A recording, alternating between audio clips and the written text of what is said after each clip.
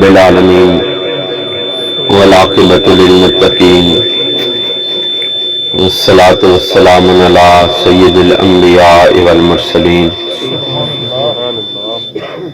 اما بعد فاعوذ باللہ من الشیطان الرجیم بسم اللہ الرحمن الرحیم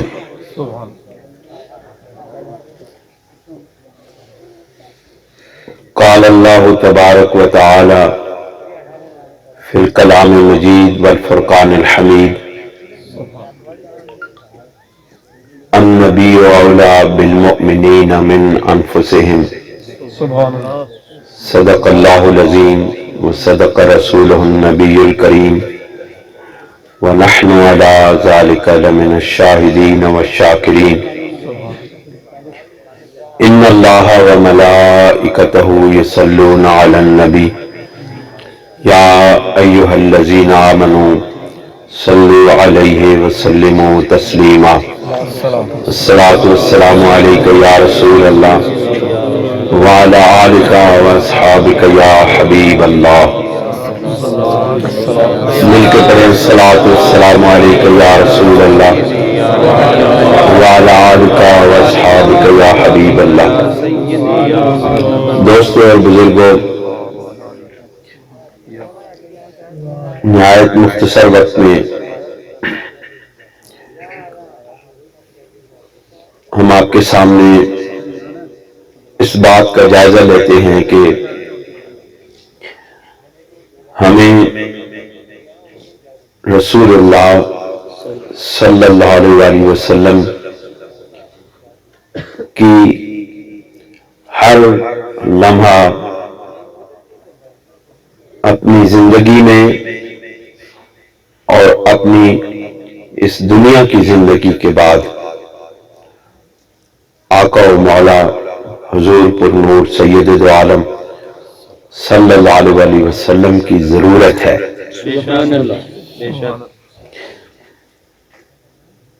انسان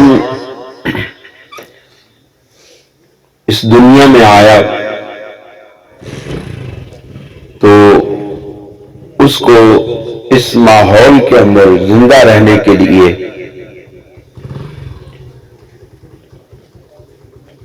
خوراک کی ضرورت پڑی، تو اللہ تعالیٰ نے اس کو اس کے ماحول کے مطابق کھانا بھی میسر کیا، پینا بھی میسر کیا،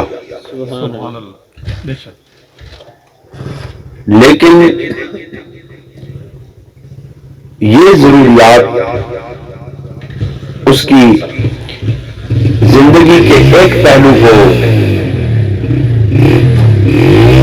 پورا کرتی تھی۔ جب اللہ تعالیٰ نے انسان کو ارتقائی مراحل سے گزار کے، یعنی ایک حالت سے دوسری حالت سے گزار کے، ایک درجے سے دوسرے درجے میں گزار کے جب پائے تکمیل تک پہنچایا، تو پھر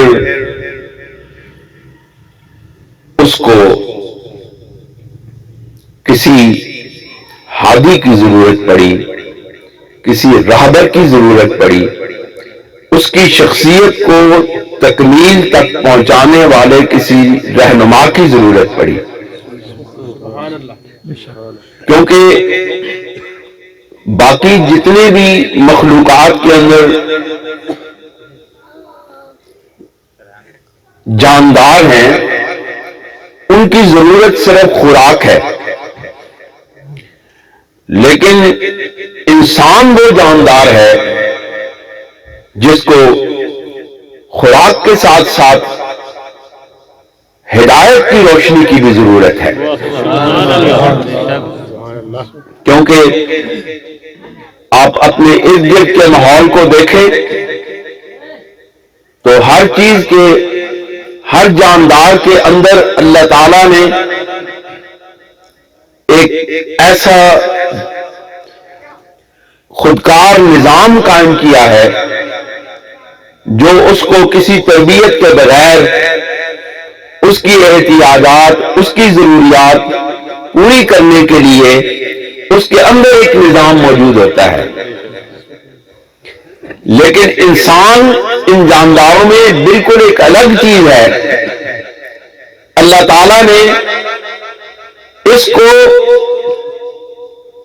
اس صورت میں بنایا ہے کہ کوئی شخص بھی میرے محبوب کی ضرورت کے بغیر اور اس ضرورت کی محتاجی کے بغیر اس دنیا میں زندہ رہ ہی نہیں سکتا ہے. سبحان اللہ، بے شک، ماشاءاللہ، بالکل ٹھیک ہے، بہت خوب. یہی وجہ ہے کہ اللہ رب العزت نے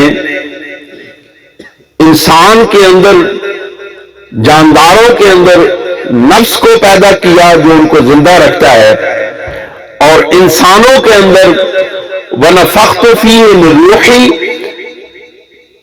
کی ایک ایسی ہوا پھونکی ہے جو روح کی صورت میں انسان کو زندہ رکھتی ہے.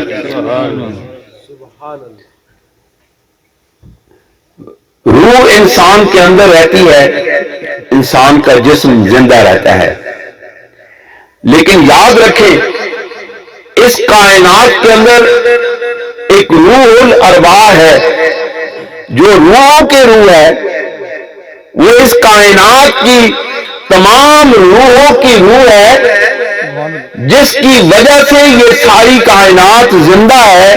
اور اسی کو اللہ رب العزت نے سرکار دو جہان صلی اللہ علیہ وسلم کی صورت میں اس جہان میں پیدا کیا.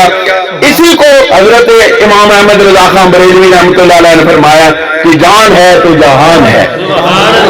یہی وہ جان ہے جس کو اللہ رب العزت نے کہا النبی اولا بالمؤمنین من انفسہم،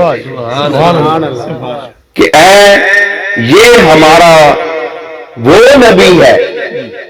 النبی، یہ ہمارا خاص نبی محمد مصطفیٰ ہیں جو اولا بالمؤمنین من انفسہم، جو ان کی جانوں سے بھی زیادہ ان کو عزیز ہیں، ان کے قریب ہیں. ان کی وجہ سے ہی اہل ایمان کو حیات جاوداں نصیب ہے، ہمیشہ کی زندگی. یہ روح جو ہے انسان کے اندر، یہ اس کو 100 سال تک زندہ رکھتی ہے، 120 سال تک زندہ رکھتی ہے، 150 سال تک زندہ رکھتی ہے. لیکن بالآخر اس روح کی وجہ سے یہ انسان جب یہ اس کے اندر سے نکل جاتی ہے تو یہ مر جاتا ہے. لیکن سرکار دو جہاں صلی اللہ علیہ وسلم ایک ایسی روح ہے جو ہمیشہ، جو ایک مرتبہ انسان کے ایمان والے کے دل کے اندر داخل ہو گئے پھر قیامت تک اور قیامت کے بعد اس کو حیات جاودانی ہے. دوستو، حضور علیہ الصلوۃ والسلام کے بغیر ایمان والوں کی زندگی کی کوئی حقیقت نہیں ہے. اگر ایمان ہے تو رسالت مآب صلی اللہ علیہ وسلم کی وجہ سے ہے. اگر ایمان کے ساتھ اہل ایمان کے اندر جان ہے تو سرور دو عالم صلی اللہ علیہ وسلم کی وجہ سے ہے. دوستو،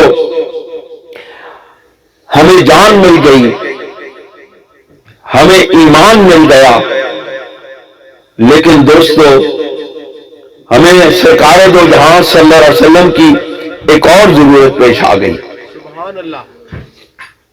میں صرف 2 ضروریات آپ کے سامنے جو سرکار دو جہاں صلی اللہ علیہ وسلم کو اہل ایمان کے ساتھ ہیں کو بیان کر کے آپ سے اجازت چاہوں گا. آپ کافی دیر سے یہاں پہ تشریف فرما ہے.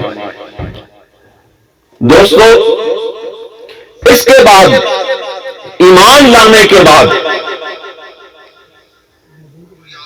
مومن کی یہ خواہش اور طلب اور مومن کی یہ ضرورت ہے کہ وہ اللہ رب العزت کی خوشنودی حاصل کرے، اللہ تعالیٰ کو راضی کرے.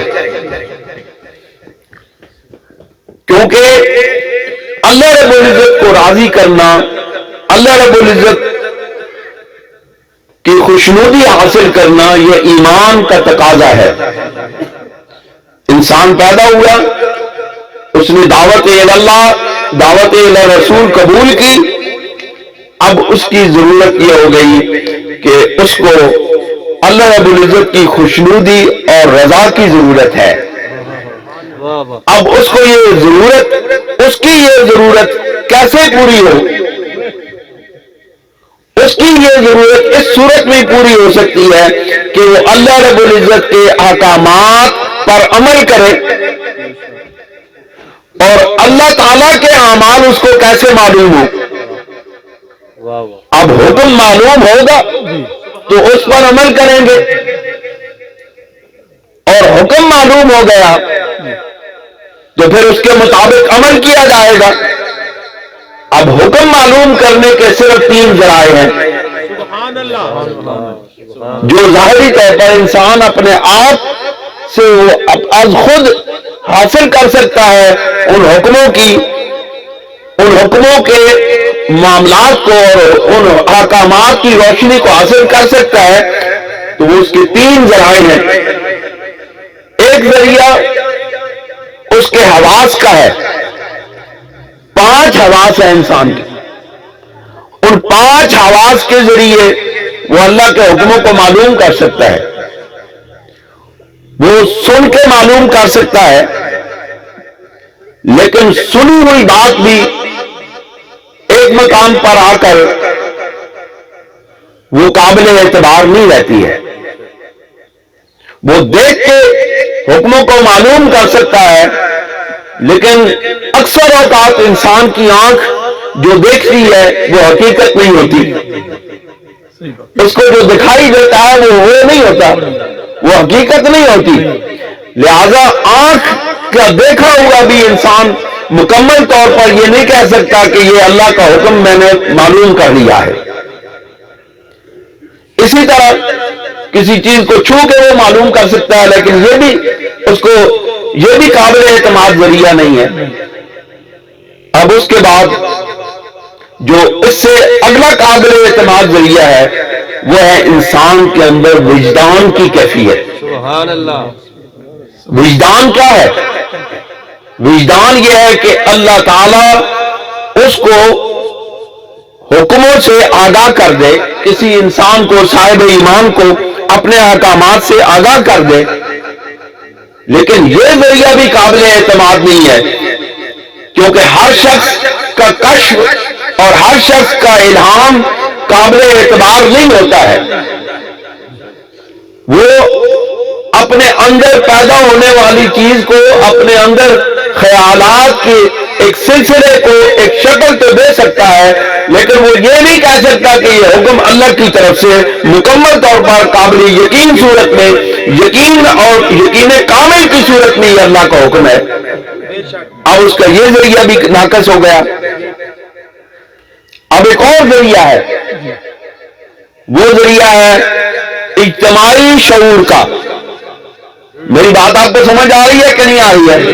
میرے خیال میں نہیں آ رہی ہے آپ کو بات۔ میں ویسے ہے مشکل بات، لیکن میں تھوڑا سا اس کو میں سادہ انداز میں بیان کرنے کی کوشش کر رہا ہوں کہ اجتماعی شعور مطلب کہ بہت سارے بندے اکٹھے ہوں، پریاں لگی ہوئے، پنچایت قائم ہوئے، اس نے اندر ایک مسئلہ سامنے پیش کیتا جائے تو سارے عقلاں والے تے بڑیاں سمجھاں والے تے بڑے علماں والے اس تے غور کرن، اس نے مختلف پہلوؤں کا جائزہ لین کہ ایک آکھے اے ہوئے تے ٹھیک ہے، دوسرا اٹھ کے آکھے پنچایت والا عالم آکھے نہیں اس طرح نہیں، اس طرح ہوئے تے ٹھیک ہے، تیسرا آکھے اس طرح ہوئے تے ٹھیک ہے۔ وہ سارے رل مل کے اپنی عقلاں نے گھوڑے دوڑا کے جس وقت اخیر انتہا تک پہنچ دیں تو وہ میرے کہنے کہ اسی اس مقام پہ نہیں پہنچ سکے کہ اسی اللہ تعالیٰ دے حکموں معلوم کر سکاں۔ پھر جس وقت ساریاں گلاں رہ جان، جس وقت انسان دے حواس بھی کم نہ ہون، جتھے انسان دے اندر وجدان بھی کم نہ ہوئے، جتھے سارے بڑے بڑے عقلاں تے عالم والے بھی رہ جان، انہوں نے بھی عقل تے علم پیچھے رہ جان، کام نہ ہون، پھر اس مقام تے صرف ایک اور ذات کام آندی ہے محمد رسول اللہ صلی اللہ علیہ وسلم. پھر ایک اور ذات کام آندی ہے محمد رسول اللہ صلی اللہ علیہ وسلم کی کہ اللہ رب العزت نے پھر نبی کریم صلی اللہ علیہ وسلم کو اس جہان میں اللہ تعالیٰ دی خوشنودی حاصل کرنے واسطے حکمہ دی تکمیل واسطے اللہ رب العزت نے اپنے محبوب نو بھیجا. پھر رسول اللہ صلی اللہ علیہ وسلم نے اللہ تعالیٰ نے حکم دیتا سی نماز پڑھو, نماز قائم کرو, اقیم الصلاۃ. لیکن ساری دنیا سے اکلا والے لگ کے نماز اس حکم دی پایا تکمیل تک نہیں پہنچا سکتے, اس حکم سے عمل نہیں کر سکتے جس وقت تک رسول اللہ صلی اللہ علیہ وسلم اس حکم دے ہوتے عمل کر کے لوگوں کو دکھان نہیں کہ اس طرح نماز پڑھو. نماز اللہ کا حکم ہے, اللہ تعالیٰ نے آخیا نماز پڑھو, آخیا کہ نہیں؟ تو اسی کتنی پڑھنی, کتنی نمازاں پڑھنے. میں اکثر اپنے مرید جڑے ہونے نا دوست انہوں کو میں پوچھنا نماز پڑھ دو تو اگوں آخر ہاں جی پڑھی تھی ہے. میں پوچھنا کتنی نمازاں پڑھ دو تو کہتے ہیں بس جی صبح تو اٹھ نہیں سکتے جلدی, تے زور دی نماز جی وہ کام چ لگ جاتی ہے, دیگر تو میرا چھوٹا ہوتا ہے وہ پڑھ نہیں سکتے, تے مغرب کی نماز پڑھ لیں جی پڑھی نہیں ہے جی نماز. میں نے کہا اللہ تعالیٰ نے آپ کے اوپر 5 نمازیں فرض کی ہیں, ایک نہیں کی ہے. سبحان اللہ. اور یاد رکھیں جو لوگ نبی کریم صلی اللہ علیہ وسلم کے اس حکم کو نہیں مانتے ہیں وہ بڑے گھاٹے کا سودا کرتے ہیں. حضور نبی کریم صلی اللہ علیہ وسلم نے ارشاد فرمایا کہ نماز میری آنکھوں کی ٹھنڈک ہے. سبحان اللہ. اور ہم رسول اللہ صلی اللہ علیہ وسلم کی نعتیں سنتے ہیں اور آپ کی صفت و سنات سنتے ہیں, آپ کے بارے میں بیانات سنتے ہیں تو ہم بڑے جوش و جذبے کے ساتھ نعرے لگاتے ہیں, لیکن ہم رسول اللہ صلی اللہ علیہ وسلم کے حکموں کی پابندی نہیں کرتے, حکموں کی تعمیل نہیں کرتے. میرے آقا علیہ الصلوۃ والسلام نے کبھی نماز نہیں چھوڑی. اور یاد رکھیں نماز وہ عبادت ہے جو مومن کو صاحب ایمان کو اللہ رب العزت کے ساتھ جوڑتی ہے, جو اللہ رب العزت کے دروازے پر لے کے جاتی ہے, جو اللہ رب العزت کے دروازے کو چوکھٹ کو چومنے کی سعادت نصیب ہوتی ہے نماز کے دوران. اور ہمارے مرشد کریم فرماتے ہیں کہ ہمارے بزرگوں نے ارشاد فرمایا ہے کہ جو شخص جو صاحب ایمان پورے جوش و جذبے کے ساتھ پورے خلوص کے ساتھ نماز پڑھتا ہے تو جس وقت وہ سجدہ کرتا ہے تو گویا سجدہ اللہ رب العزت کے قدموں پہ کرتا ہے. جی وہ اللہ رب العزت کے قدموں پہ جا کے سجدہ کرتا ہے. تو کتنا محروم ہے وہ انسان جو اللہ رب العزت کے محبوب کی سب سے محبوب عبادت کو چھوڑ دے. اور پھر لوگ کہتے ہیں جی ہمارے گھروں میں برکتیں نہیں ہیں, ہم پر جادو ہو گیا ہے, ہم پر مصیبتیں آ گئی ہیں.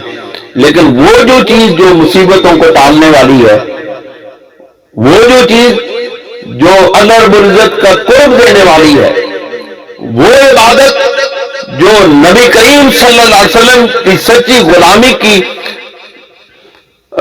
غلامی تک پہنچانے والی ہے, وہ عبادت ہم چھوڑ دیتے ہیں. صحابہ کرام نے تو کوئی نماز نہیں چھوڑی, جو نبی کریم صلی اللہ علیہ وسلم کے سب سے مقرب ہستیاں ہیں. اہل بیت اطہار نے تو نماز نہیں چھوڑی. میدان کربلا میں اس شدید ترین تکلیف کے اندر اہل بیت اطہار خانوادہ رسول اور صحابہ کرام نے تو نماز نہیں چھوڑی. دوستو اولیاء کاملین میں سے بھی کسی نے نماز نہیں چھوڑی. تو ہم ذرا اپنا جائزہ لیں کہ ہم دعویٰ کس طرح کا کرتے ہیں اور ہم عمل کس طرح کرتے ہیں. کیا ہمارا دعویٰ ہمارے عمل پر گواہی دیتا ہے یا ہمارا عمل ہمارے دعوے پر گواہی دیتا ہے؟ یہ ذرا سوال اپنے دل سے کر کے دیکھیں. دوستو اس مقام پہ بھی ہمیں نبی کریم صلی اللہ علیہ وسلم کی ضرورت ہے. ہمیں احکامات جن کے ذریعے جن پر عمل کر کے انسان اللہ رب العزت کی خوشنودی حاصل کرتا ہے، اللہ رب العزت کی رضا حاصل کرتا ہے، اللہ رب العزت کی نگاہ کرم پہ آتا ہے، وہ ہر وہ عبادت ہمیں رسول اللہ سے ملتی ہے. تو ہمیں ضرورت ہوئی کہ نہیں رسول اللہ کی؟ ہم محتاج ہوئے کہ نہیں رسول اللہ کے؟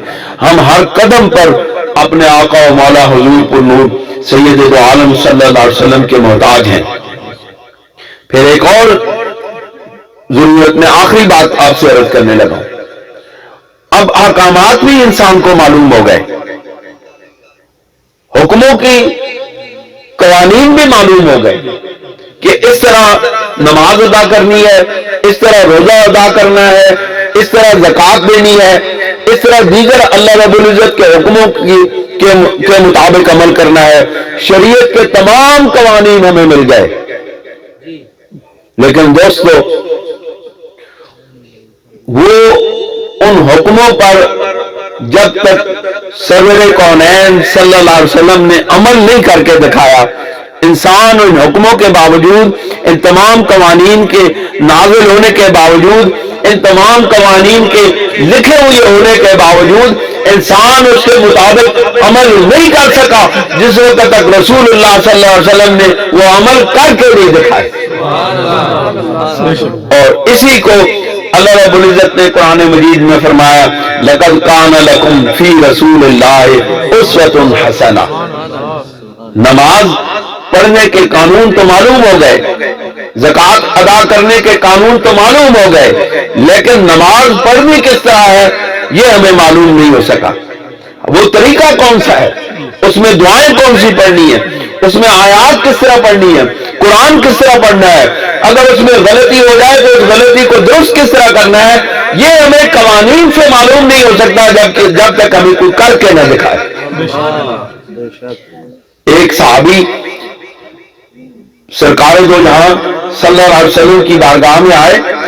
آقا علیہ الصلوۃ والسلام اپنے صحابہ کے ساتھ تشریف فرما تھے مسجد نبی میں.